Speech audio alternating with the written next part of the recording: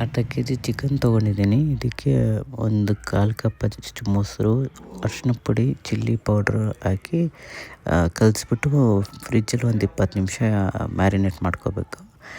ಈಗ ಇನ್ನೊಂದು ಬಾಣಲಿಗೆ ಎಣ್ಣೆ ಹಾಕಿ ಒಂದು 1.5 ಈರುಳ್ಳಿನ ಬಾಡಿಸ್ಕೊಳ್ಳೋಕ್ಕೆ ಹಾಕ್ಕೊಂಡಿದ್ದೀನಿ. ಮತ್ತು 7-8 ಮೆಣಸಿನ್ಕಾಯಿ, ಮೆಣಸು, ಚಕ್ಕೆ, ಲವಂಗ, 1-2 ಏಲಕ್ಕಿ ಹಾಕ್ಕೊಂಡಿದ್ದೀನಿ.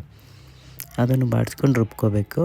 ಈಗ ಪುದೀನ ಒಂದು ಅರ್ಧ ಕಟ್ಟು, ಕೊತ್ತಂಬರಿ ಒಂದು ಅರ್ಧ ಕಟ್ಟು, ಕಸೂರಿ ಮೆಥಿ ಬಾಡಿಸ್ಕೊಂಡು ಅದನ್ನು ರುಬ್ಬಿಟ್ಕೋಬೇಕು. ಈಗ ನಾನೊಂದು 3 ಲೋಟ ಅಕ್ಕಿ ಹಾಕ್ಕೊಂಡಿದ್ದೀನಿ. ಈಗ ಎಣ್ಣೆ ಹಾಕ್ಕೊಂಡು ಪಲಾವ್ ಸಾಮಾನೆಲ್ಲ ಹಾಕ್ಕೊಂಡು ಒಂಚೂರು ಶುಂಠಿ ಬೆಳ್ಳುಳ್ಳಿ ಪೇಸ್ಟು, ಒಂದು ಅರ್ಧ ಈರುಳ್ಳಿ, ಈಗ ರುಬ್ಬಿರೋದನ್ನೆಲ್ಲ ಹಾಕ್ಕೊಂಡು ಬಾಡಿಸ್ಕೋಬೇಕು ಚೆನ್ನಾಗಿ.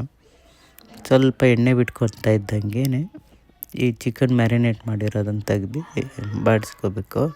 ಹಾಕ್ಕೊಂಡು ಒಂಚೂರು ಉಪ್ಪು ಸೇರಿಸ್ಕೊಳ್ಳೋಣ, ಒಂದು 2-2.5 ಚಮಚ ಹಾಕ್ಕೊಂಡಿದ್ದೀನಿ. ನಿಮ್ಗೆ ಎಷ್ಟು ಬೇಕೋ ಅದು ಸೇರಿಸ್ಕೊಳ್ಳಿ.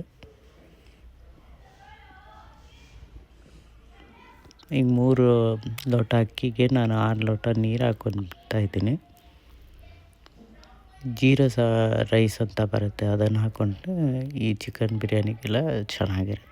ಇಲ್ಲ ಬಾಸುಮತಿ ಹಾಕ್ಕೊಂಡ್ರೂ ಚೆನ್ನಾಗಿರುತ್ತೆ. ನಾನು 2 ವಿಷಲ್ ತೊಗೊತಾ ಇದ್ದೀನಿ ಈಗ. ಸೊ 2 ವಿಷಲ್ ಕೂಗಿದ ತಕ್ಷಣ ಇಳಿಸ್ಕೊಂಡು ತುಪ್ಪ ಸೇರಿಸ್ಕೊಂಡು ತಿಂದರೆ ಚಿಕನ್ ಬಿರಿಯಾನಿ ರೆಡಿ.